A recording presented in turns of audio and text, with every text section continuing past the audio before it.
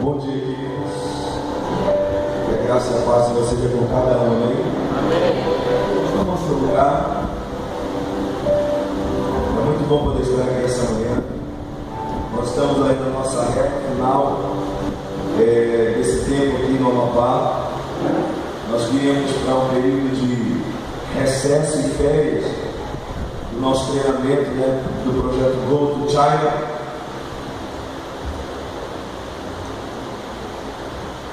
Não é vai to China, é Go to China. Aí uma pessoa pergunta assim: pastor, por que você não colocou o nome do projeto em português?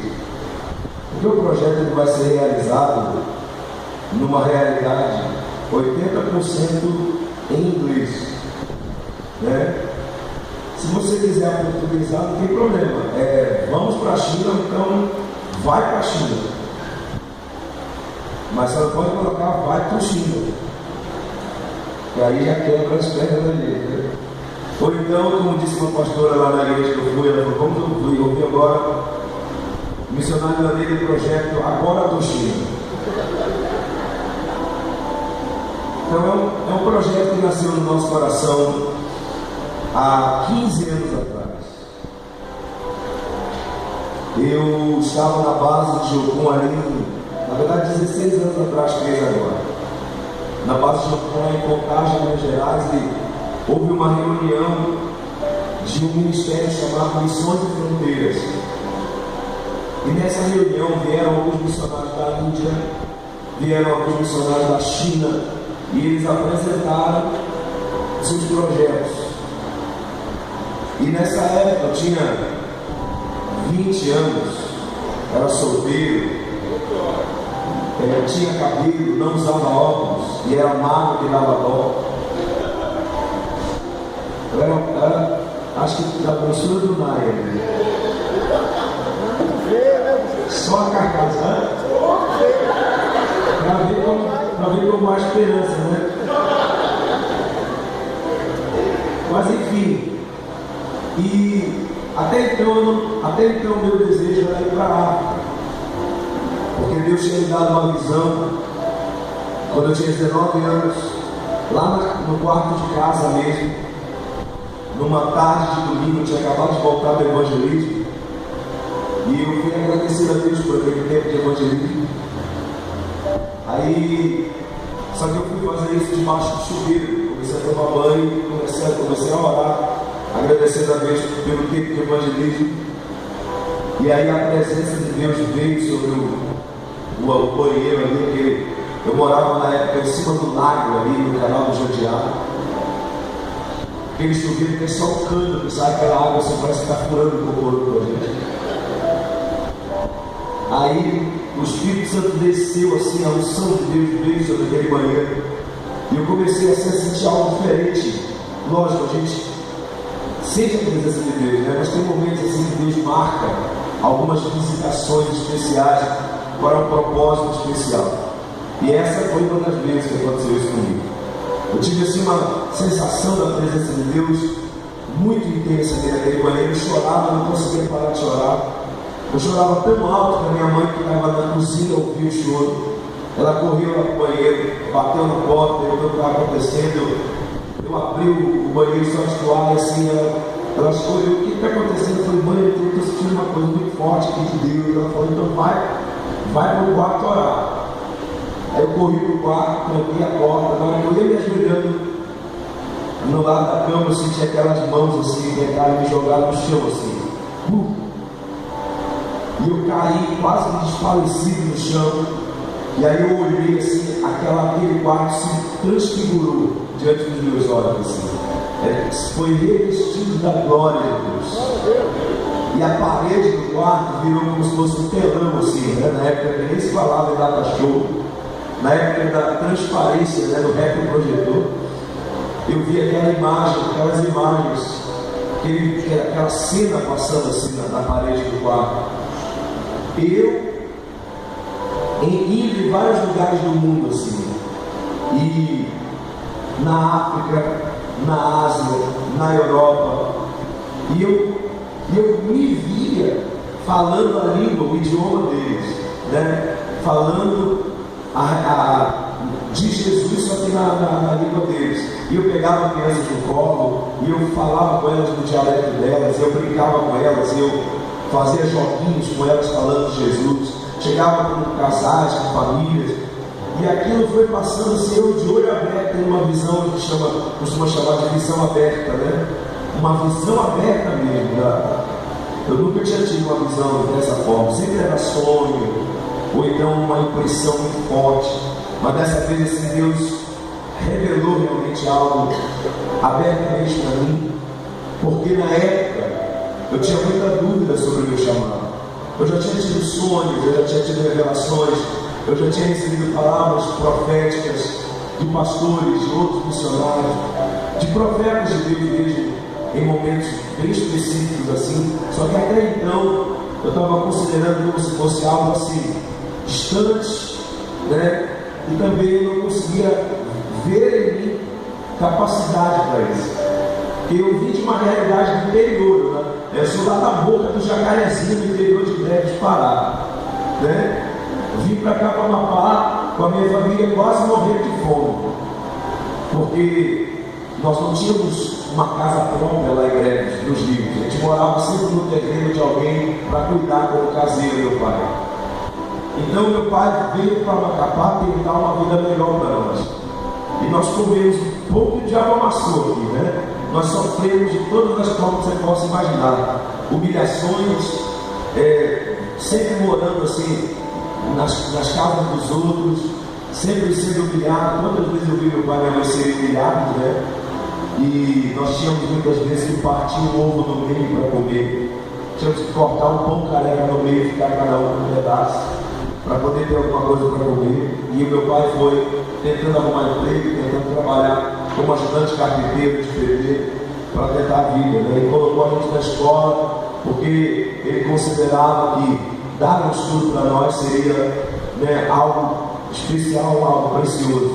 Então eu tinha muita insegurança quanto à minha própria capacidade de estar envolvido com algo relevante no reino de Deus.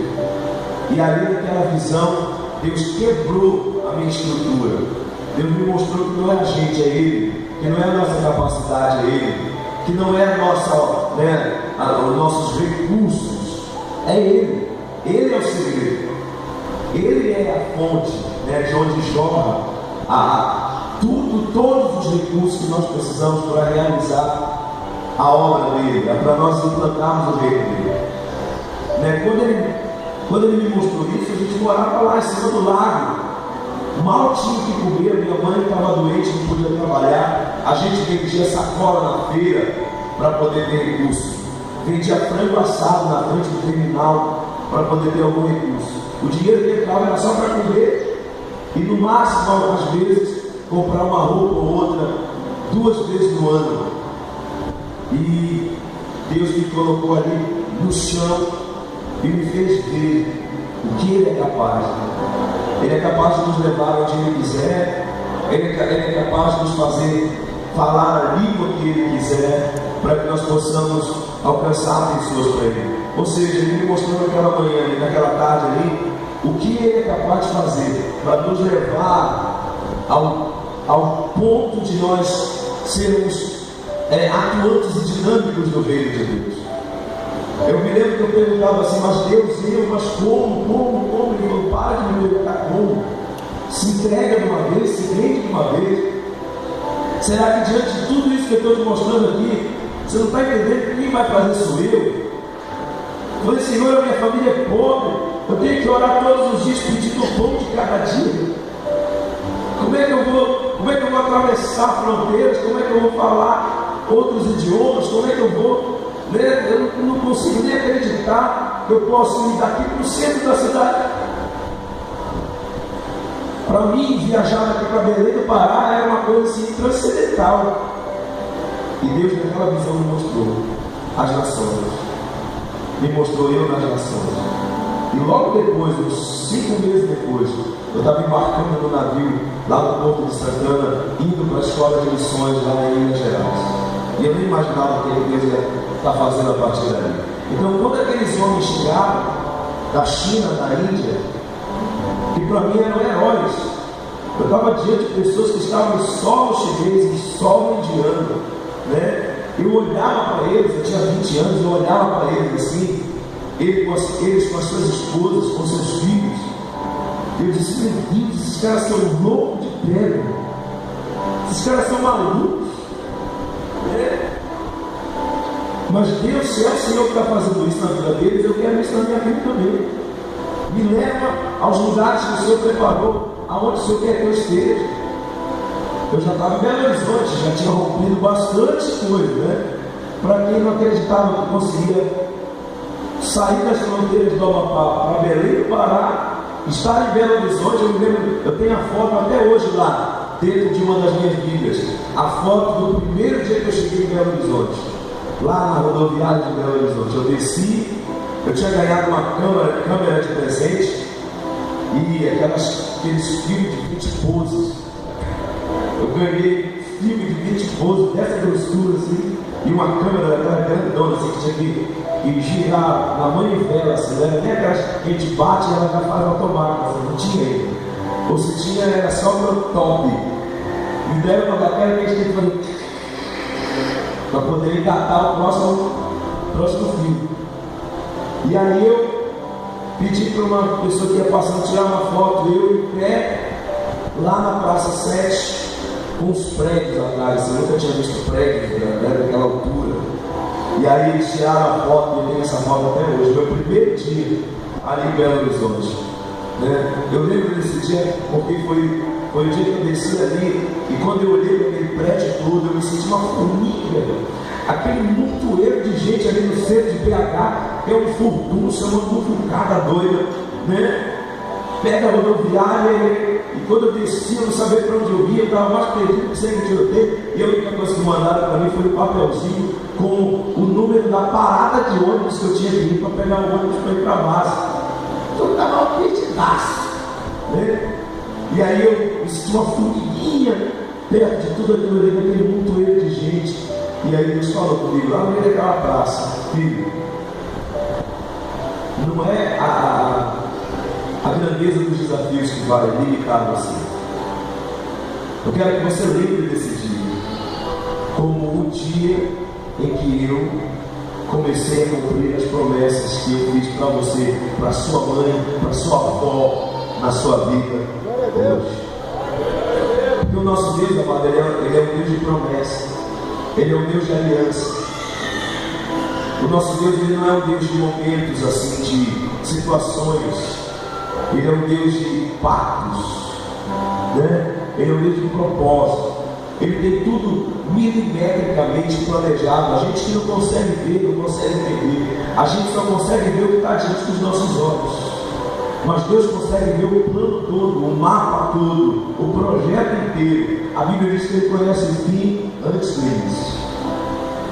Então naquele dia Ele falou comigo. Quando eu vi aqueles homens ali na minha frente, eu disse: cara, esses caras são heróis da fé, são o apóstolo Paulo do século XX.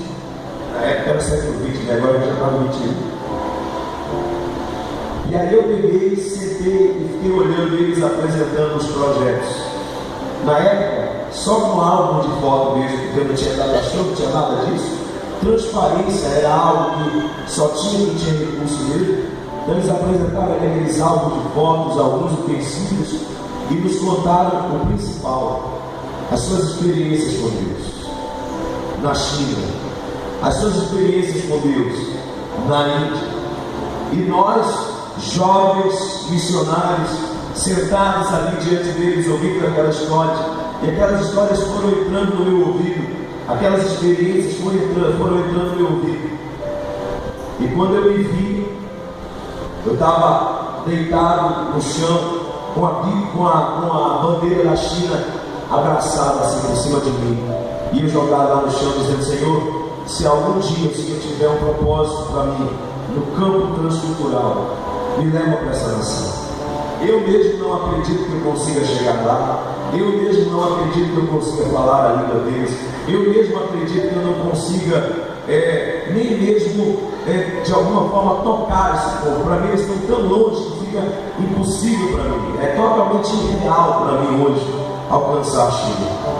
Mas a tua palavra diz no Salmo 24: o do Senhor é terra e a sua plenitude. Todo mundo pertence ao Senhor.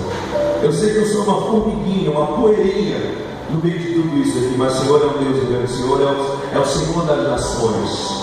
E a tua palavra diz: pede e eu te darei as nações por herança. Então eu te peço a China, Senhor. Eu quero te pedir. Anos atrás essa semente foi plantada no nosso coração. E nós fomos para muitos lugares para onde Deus nos direcionou. Trabalhamos no Sudeste, trabalhamos no Nordeste. E aí agora, por fim, estávamos trabalhando aqui no Norte mesmo, no próprio Amapá. Deus nos mandou de volta para Amapá no ano de 2006, para nós despertarmos uma geração missionária aqui no Amapá, uma geração apaixonada por Deus, apaixonada por almas, apaixonada pelo Reino. E em 8 anos nós fizemos isso com toda a dedicação, com todo o empenho, incansavelmente, mesmo com todas as dificuldades. Quando eu cheguei aqui no Amapá, eu não tinha abertura em lugar nenhum. As únicas pessoas que me conheciam ou que me davam espaço para trabalhar era a minha família e a minha igreja local, e ainda assim com restrições, por causa da minha idade, por eu ser solteiro, enfim, uma série de fatores. Mas quando Deus me mandou de volta para cá, Ele me deu uma palavra dizendo assim: eu vou te levar no meio dos nobres, eu vou te levar no meio dos meus príncipes dessa terra, eu vou te levar no meio dos anjos da minha igreja, e eu vou te dar graça diante dos olhos deles, para que o meu propósito na tua vida nesse tempo, nesse lugar se cumpra. E foi o que aconteceu nesses 8 anos, querido. Aconteceu algo incrível. Deus foi abrindo os corações dos pastores do Amapá, para que eu pudesse ter entrada, para que eu pudesse ter espaço para trabalhar, para ajudar, para cooperar, para incentivar, para ministrar. O meu chamado dentro do contexto ministerial, ele é mais voltado para o apostólico e o profético. Então, eu não sou pastor de igreja local, eu sou pastor por causa da questão convencional. Eu fui ordenado pastor pela minha igreja no ano de 2011, mas eu não sou pastor de ofício. Eu trabalho dentro de funções pastorais, eu cuido de pessoas, eu discipulo, eu acompanho, mas eu não sou pastor de igreja local. Eu não tenho chamado para pastorear a igreja local. Eu não tenho chamado para ser mestre, apesar de que quem trabalha em missões tem que ser um pouquinho de cada coisa, tem que ser um pouco de pastor, um pouco de mestre, um pouco de evangelista, mas dentro do contexto realmente geral de chamado, o meu chamado é apostólico, essa coisa de ir, não esse apostolado de superioridade ou autoridade sobre as pessoas, mas de ir, desbravar, abrir caminho, meter o peito na tiririca e sair do teu medo, né? Porque está dentro do meu chamado, está dentro da minha veia, essa coisa de ir na frente, de abrir caminho, de desenvolver novas frentes de trabalho. Eu não tenho medo de mudar, eu não tenho medo de ir para outro lugar, eu não tenho dificuldade de adaptar a qualquer cultura, clima, tempo. Isso aí para mim, da tribo indígena aos grandes centros urbanos, pode colocar que a gente vai lá, se vira, porque está dentro do nosso contexto de chamado. E também o chamado profético, que é o chamado justamente para entender o que Deus tem para esse tempo e tentar transmitir isso através de palavras para a igreja, para a geração que a gente está abraçando, né? Cuidando, ajudando a ser desenvolvido. Então, Deus abriu esse portal para nós aqui no Amapá, e nós vimos muitas pessoas nesses 8 anos sendo levantados por Deus, para os ministérios que Ele tem, para os dons que Ele tem, para o chamado que Ele tem, não só o chamado missionário, o ministério de forma geral, né? Nós vimos nesses últimos 8, 9 anos, pessoas que estavam adormecidas, acomodadas, quietas, sendo mobilizadas, sendo sacudidas, sendo tiradas da sua normalidade. Nós tivemos o prazer de ver isso, jovens se levantando, famílias se levantando, trabalhamos com crianças, adolescentes, jovens, fui pastor de jovens da igreja lá em Santana por 3 anos, pastoreando 1.200 jovens, estrategicamente levantando eles para missões, para o evangelismo, para o discipulado, para a liderança, fazendo tudo para despertar o dom que havia dentro de Deus. Trabalhamos com casados para sempre, com universidade da família, com curso de noivos, paz para toda a vida, o curso como criar filhos, enfim, onde tinha uma abertura, a gente entrava, até o dia, e orando pela China, sempre orando, sempre ouvindo, sempre lendo, sempre acompanhando quem estava indo, o que estava acontecendo, até que o Senhor veio a mim e a minha esposa, e numa escola que nós fizemos chamada Palavra Viva, uma escola de 3 meses, onde você debruça sobre a palavra 7 horas por dia. E nesse tempo Deus acalmou o nosso coração de toda essa nossa correria que é o ministério, para poder falar no nosso coração que já tinha chegado a hora, que o nosso tempo aqui no Amapá tinha terminado, que tudo que Ele tinha para realizar através da nossa vida aqui, no sentido específico, Ele já tinha realizado, que as sementes que a gente tinha que lançar, a gente já tinha lançado, o que a gente tinha que aprender nesse contexto local, a gente tinha aprendido, que agora era a hora de nós irmos e tomarmos posse da nação que Ele tinha para nós por herança. Para nós não foi muito fácil, porque pegou a gente bem no momento em que Jocomapá estava começando a tomar uma forma, como diz o criar uma carne, num momento bem estratégico, no momento que Deus estava enviando pessoas estratégicas para estar conosco, como é o caso da missionária Benedito e outros maravilhosos obreiros que Deus mandou para trabalhar conosco. Era um momento em que a gente estava fazendo aquele processo de renovação da águia para seguir para uma nova etapa, cheio de planos, cheio de projetos. E aí Deus veio e disse assim: pronto, mas não é vocês que vão desenvolver isso, já é outras pessoas, é sangue novo no pedaço. Vocês agora vão para cá para esse outro campo. Aí nós tivemos aquele momento básico de crise, que todo o processo de transição tem. Aquele momento assim: mas Deus, mas como assim? Estava tudo planejado, tudo organizado, tudo encaminhado, tudo. E Deus falou: pois é, que legal, mas quem manda nesse negócio não sou eu, você vai para onde eu quero. E aí a coisa mais sábia que a gente faz, querido, mais inteligente que a gente pode fazer na sua vida, é não brigar com Deus. Amém? Os novos convertidos aí, aprenda isso, deixa agora. Você quer se dar bem na sua caminhada em direção ao céu, na sua peregrinação? Não brigue com Deus, meu amado. Não brigue com Deus, não. Olha, quanto mais rápido você se render, melhor. Glória a Deus. Se você tentar dar uma de bravo, não vai gostar. Porque Deus não se deixa escarrecer, Deus não se submete aos nossos caprichos e vontades. A gente vai ficar pulando e gritando igual o sino na lata, no final das contas vai ter que ir, seja por um caminho mais fácil ou por um caminho mais difícil, seja pela estrada asfaltada ou pela estrada de chão, de lama, de pedra. Então é melhor você render logo e deixar o rio fluir e pronto. Como, graças a Deus, eu já aprendi essa lição e aprendi, infelizmente, apoiando, então eu disse assim: tudo bem, Senhor, é isso que você quer, então vamos lá. Aí nasceu o projeto Go to China, e a gente já está trabalhando nele desde o final de 2013. Ele é um projeto de 14 anos. 4 anos de treinamento para 10 anos de atuação na China. Os 4 anos de treinamento envolvem treinamento bíblico, treinamento em liderança, treinamento pastoral, treinamento estratégico, treinamento linguístico e, enfim, a atuação do solo chinês.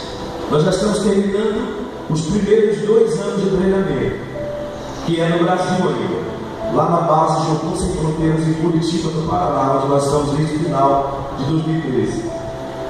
E a partir de agosto desse ano, nós estaremos indo para a Universidade das Nações, lá na ilha de Kona Kailua, no Havaí, onde fica a sede da Universidade das Nações. Nós vamos estudar o inglês, porque nós precisamos chegar na China no mínimo, com o inglês. Eu ganhei uma bolsa integral para fazer 2 módulos no FISC. Então eu fiz o Breaking Free e o Sprint Wings no FISC. São módulo básico 1 e 2. Lá em Curitiba, nós estamos estudando na Uptime Comunicações em Inglês, que é uma franquia também que trabalha ensinando inglês em 12 meses. Você já sai assim meio que entendendo e falando algumas coisas. E lá em Kona, Kailua, nós vamos imergir no inglês. Aí é 100% inglês, é proibido falar português. Cada palavra que eu falar em português, a gente paga uma multa de 50 centavos de dólar. Seria uns R$2. Então tudo que eu vou falar, se eu for pedir um copo de água, eu tenho que falar em inglês. E falar em português eu sou multado. E se eu tiver um número X de multa, eu sou expulso da escola. Então, ou seja, ou aprende. Aí é bom que toda essa base de inglês que a gente já tem aqui no Basic, a gente vai poder usar, nem que seja help me. E a gente vai, a família toda. Eu sou casado com a Silane, sou pai de 3 filhos.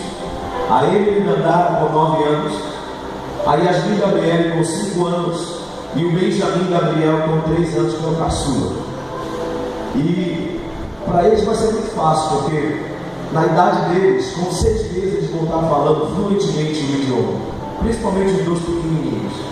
Eles vão ensinar a gente, eles vão nos ajudar muito no processo, inclusive, né? Eles vão estudar numa escola lá chamada Foundation School, e aí eles já vão estudar no inglês direto. E nós vamos estudar na escola de inglês o nível médio e avançado, e depois nós vamos estudar o método que nós vamos aplicar lá na China, que é o método Uniscript, que é um método de alfabetização no inglês, onde uma pessoa analfabeta, que não fala nada, absolutamente nada, ela começa a ler o Evangelho de João em 8 horas de aula. E para quem não sabe, a China tem 2/3 de analfabetos.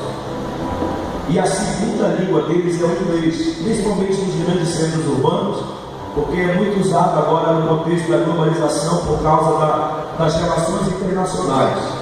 Então nós vamos usar o inglês como uma ponte para aprender o mandarim e o inglês como uma ponte para já começar o trabalho de evangelização e discipulado através da educação, através da alfabetização. Eu sou formado em pedagogia, então educação é a minha área. Eu fiz meu segundo grau em magistério, na época que tinha ensino médio com técnicos juntos. Depois de 10 anos fiz a minha faculdade de pedagogia. Minha esposa fez tecnologia em redes de computadores, depois fez pós-graduação em segurança em redes, porque a gente não pode entrar como missionário na China. Nós temos que entrar como profissionais liberais ou estudantes, e é isso que nós vamos fazer. Eu vou entrar como pedagogo, ela vai entrar como tecnóloga. Nós vamos entrar como estudantes inicialmente para poder estudar o mandarim na faculdade lá da China, e posteriormente nós vamos oferecer aula de inglês, nós vamos oferecer cursos de alfabetização, e aí a gente vai permanecer no país como profissionais liberais, sem salário, porque uma das garantias que a gente tem que dar para o governo chinês é que a gente não vai depender deles financeiramente. Então nós temos que sair do nosso sustento aqui no Brasil. Uma família como a nossa, para se sustentar tanto no Havaí quanto na China, gira em torno de $3.000 por mês.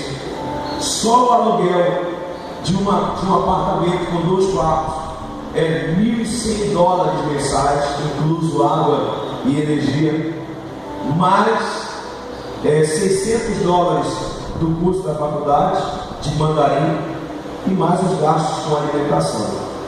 Então, $3.000 seria o custo mensal de uma família como a nossa. Isso em reais é 12 mil, 4 por 1 do jeito que está. 12 mil reais mensais para a gente viver o básico para permanecer no país. Parece uma coisa exorbitante, é maior do que o salário, inclusive, de alguns deputados. por causa da realidade.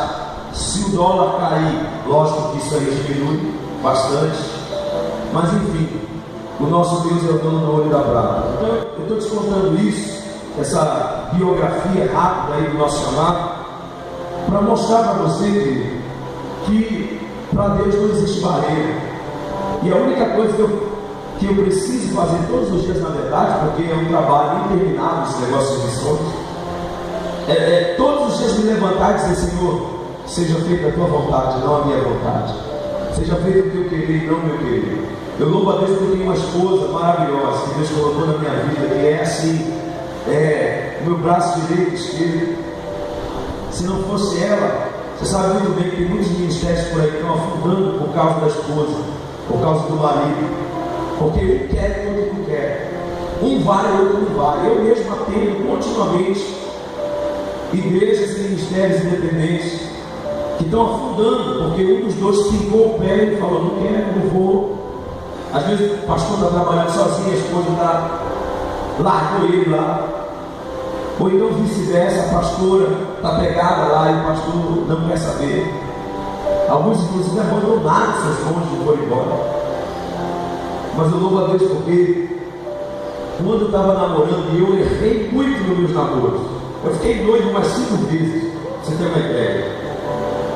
Mas eu errei demais, tanto para o lado delas quanto para o meu, né? Eu fiquei assim, eu sofri e fiz pessoas sofrerem na área sentimental, até o dia que eu decidi colocar essa área nas mãos do Senhor. Até lá eu já tinha chorado muitas lágrimas de sangue e feito muitas moças chorar lágrimas de sangue, na igreja mesmo. Mas um dia, com 18 anos, depois de todos os noivados que eu tive, e que eu descobri que a menina estava grávida de novo, por isso que eles queriam que eu casasse tão rápido com ela, que era para ela assumir o filho.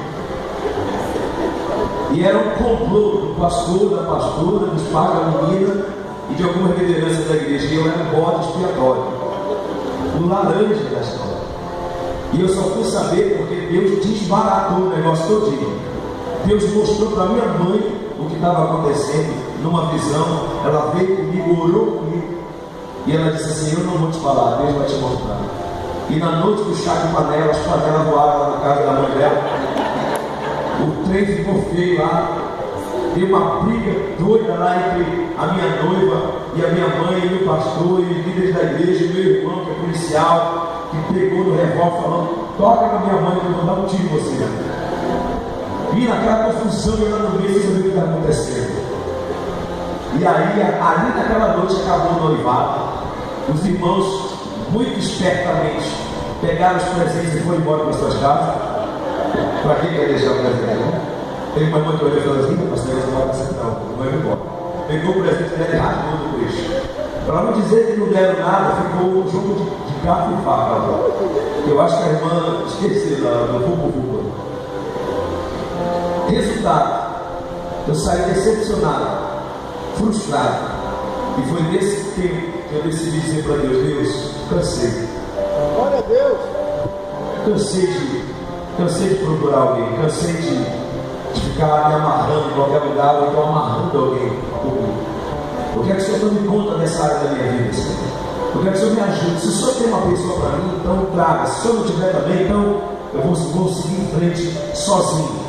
O Senhor é tudo para mim, é isso que eu quero. Eu quero a tua vontade para a minha vida.